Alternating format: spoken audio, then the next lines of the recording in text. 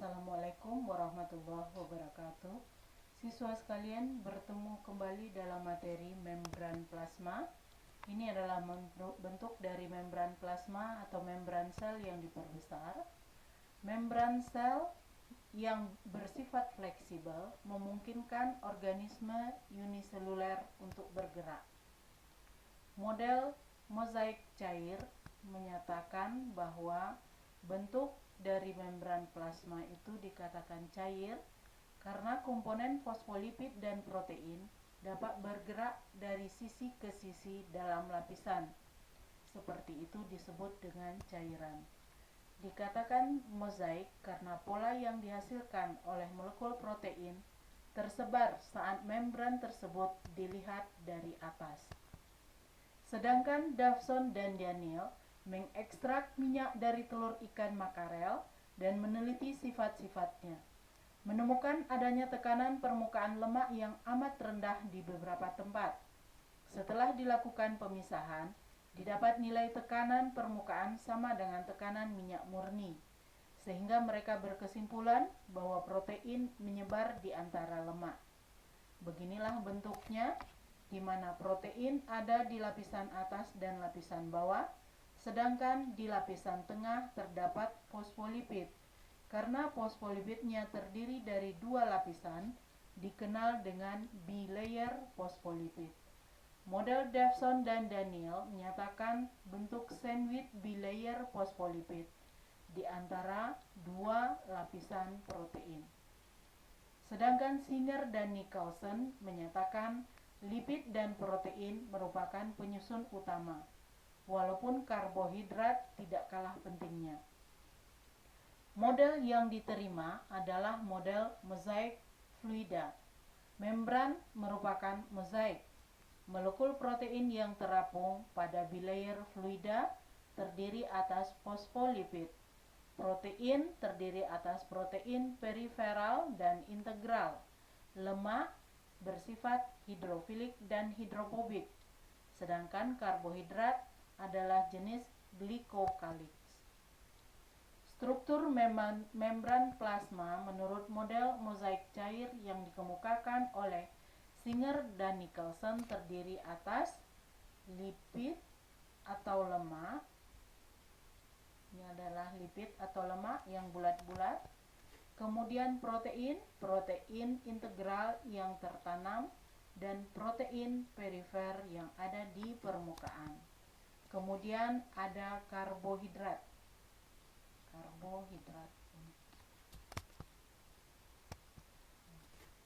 Strukturnya kita lihat terdiri atas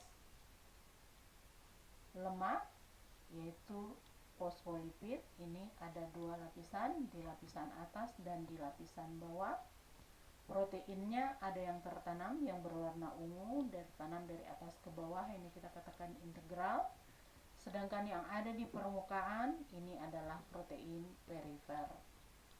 Kemudian karbohidratnya terdapat dalam bentuk glikoprotein apabila dia terikat pada protein. Lihat di sini, glikogennya terikat pada protein yang berwarna ungu.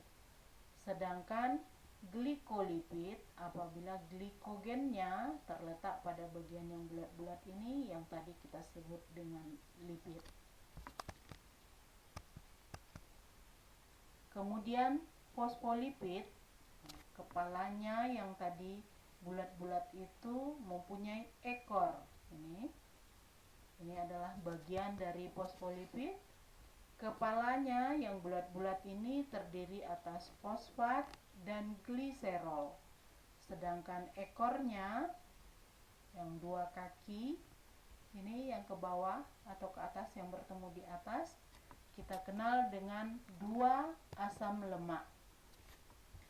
Kepala dengan ekor memiliki polaritas yang berbeda. Kepala bersifat polar, sedangkan ekornya bersifat non-polar. Ingat, kepala bersifat polar dan ekornya bersifat non-polar. Kemudian terdapat molekul kolesterol atau gliserol yang terletak antara molekul fosfolipid yang membuat membran plasma bersifat lebih kaku. Di antara fosfolipid ini terdapat gliserol. Gliserol itu kemudian yang membuat membran plasma menjadi lebih kaku dan stabil.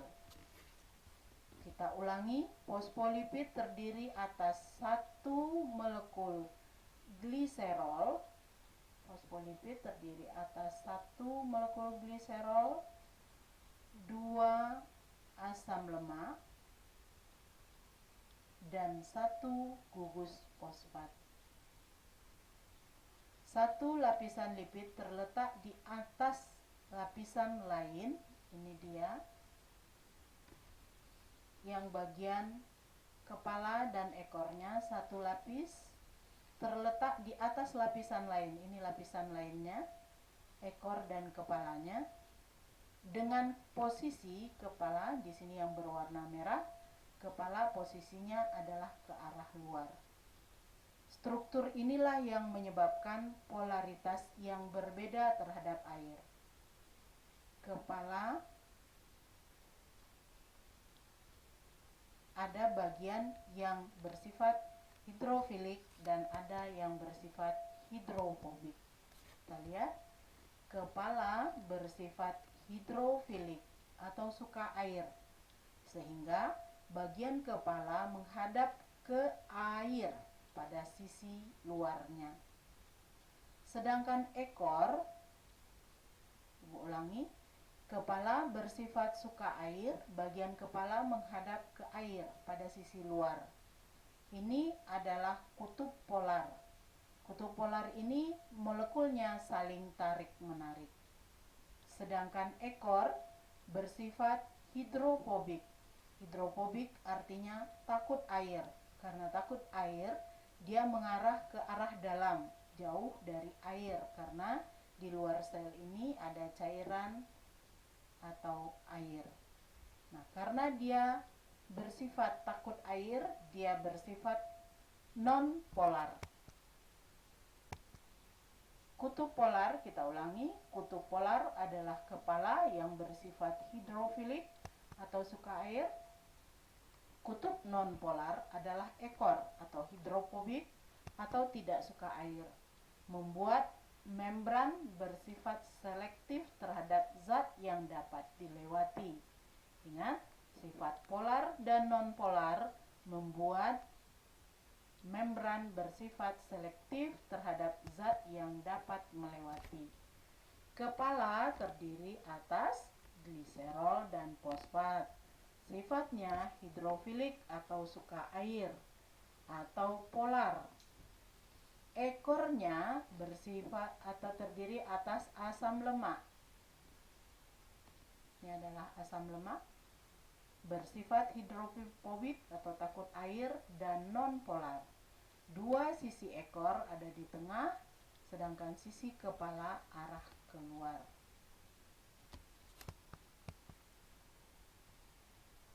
Struktur membran plasma berikutnya adalah tadi lipid, protein, karbohidrat. Kita lihat proteinnya. Protein pembawa dengan saluran protein yang membantu dan mengontrol pergerakan ion yang larut dalam air dan molekul tertentu melintasi membran. Jadi, protein bersifat sebagai pembawa, mengatur zat yang dapat melintasi membran. Terdiri atas protein integral dan protein perifer. Protein integral, protein yang masuk ke dalam membran atau protein transmembran.